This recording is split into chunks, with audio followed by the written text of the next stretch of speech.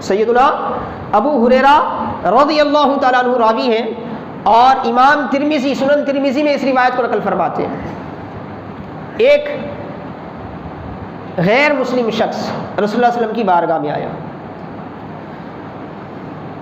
آ کر کہا کہ مہمان نوازی کریں، اور عرب تو ایسے ہی مہمان نواز، اور ان میں سب سے زیادہ مہمان نواز میرے آقا علیہ الصلوۃ والسلام، جنہوں نے ایمان کے ساتھ مہمان نوازی کو جوڑ دیا۔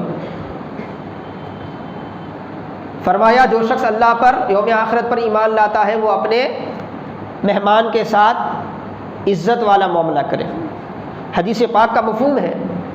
تو اب آقا نے اس کی مہمان نوازی کی۔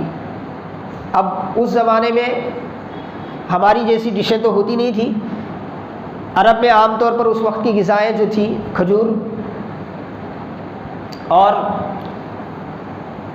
ستو، اسی طرح کیا ہے کبھی کبھار کچھ روٹی مل جاتی، گیہوں وغیرہ کی روٹی، اکثر و بیشتر اونٹ کا اور بکریوں کا دودھ زیادہ استعمال ہوتا تھا کھانے کے طور پر۔ اونٹ اور بکریوں کا دودھ زیادہ استعمال ہوتا ہے کیونکہ دودھ ایک مکمل غذا ہے۔ اب وہ شخص آیا تو اس کی مہمان نوازی اس طرح کی گئی کہ آقا نے صحابہ سے فرمایا کہ اس کے لیے کیا ہے ایک بکری کا دودھ لائیے۔ تو ایک پوری مکمل بکری کا دودھ کیا ہے اس کو لا کر دیا گیا، اس نے پی لیا۔ ابھی اس کی بھوک ختم نہیں ہوئی، آقا نے فرمایا دوسری بکری کا دودھ لا کر دیجیے۔ دوسری بکری کا دودھ بھی لایا گیا، دوسری بکری کا دودھ بھی پی لیا۔ پھر اللہ کے رسول نے فرمایا پھر مزید لائے، 3 4 5 6 7 بکریوں کا دودھ وہ تنہا شخص پی گیا۔ ایسا زمانہ جہاں پر بڑی مشکل سے کیا ہے فاقہ کشی سے مسلمان زندگی گزار رہے ہیں، کبھی کھانے کو مل جاتا ہے کبھی نہیں ملتا، کئی دنوں تک چولہے نہیں جلتے۔ ایسی حالت میں ایک غیر مسلم مہمان کی مہمان نوازی کا ایسا اہتمام کہ 7 بکریوں کا دودھ اسے پلا دیا گیا، اور کوئی بھی کچھ بولنا نہیں، کسی طرح کی بھی نفرت کا اظہار نہیں، کسی طرح کی بھی رویے میں سختی نہیں۔ مہمان کا جو اعزاز ہوتا ہے اس اعزاز کے ساتھ اس کو 7 بکریوں کا دودھ پلا دیا گیا۔ اب رات ہوئی، مہمان آرام کے لیے اس کا انتظام کیا گیا، رات گزری، صبح ہوئی، صبح وہ دربار میں آیا، اور بغیر کچھ کہے کہ اس نے کیا ہے اسلام قبول کر لیا۔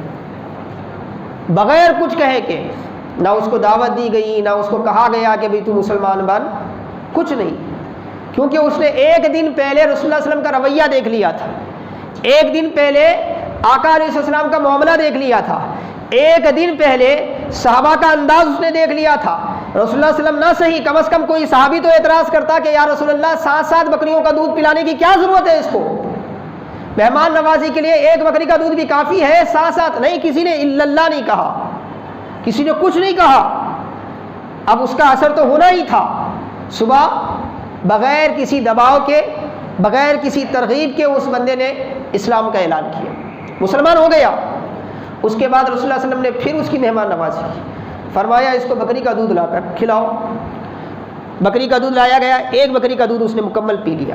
پھر آقا نے فرمایا دوسری بکری کا دودھ لاؤ، تو دوسری بکری کا دودھ لایا گیا تو وہ اس کو مکمل نہیں کر سکا، وہ اس کو مکمل نہیں کر سکا۔ تو اس وقت اللہ کے رسول صلی اللہ علیہ وسلم نے فرمایا مومن جو ہے وہ ایک آنت سے کھاتا ہے، جو ایمان والا نہیں ہوتا وہ 7 آنتوں سے کھاتا ہے، 7 آنتوں سے کھاتا ہے۔ مطلب یہ تھا کہ اللہ پاک ایمان والے کے رزق میں برکت عطا فرماتا ہے، ایمان والے کے رزق میں برکت عطا فرماتا ہے۔ ایک طرف یہ بات بتائی گئی، اور امام ترمذی نے اسی مضمون کے لیے یہ حدیث پاک اپنی کتاب میں نقل فرمایا کہ مومن ایک آنت سے کھاتا ہے، اور جو مومن نہیں ہوتا اللہ کو نہیں مانتا وہ 2 آنتوں سے کھاتا ہے۔ لیکن حاضرین محترم عزیزان گرامی، رسول اللہ صلی اللہ علیہ وسلم کا سلوک دیکھیں، آپ ان کا معاملہ دیکھیں، اس کا کتنا اثر پڑا سامنے والے پر۔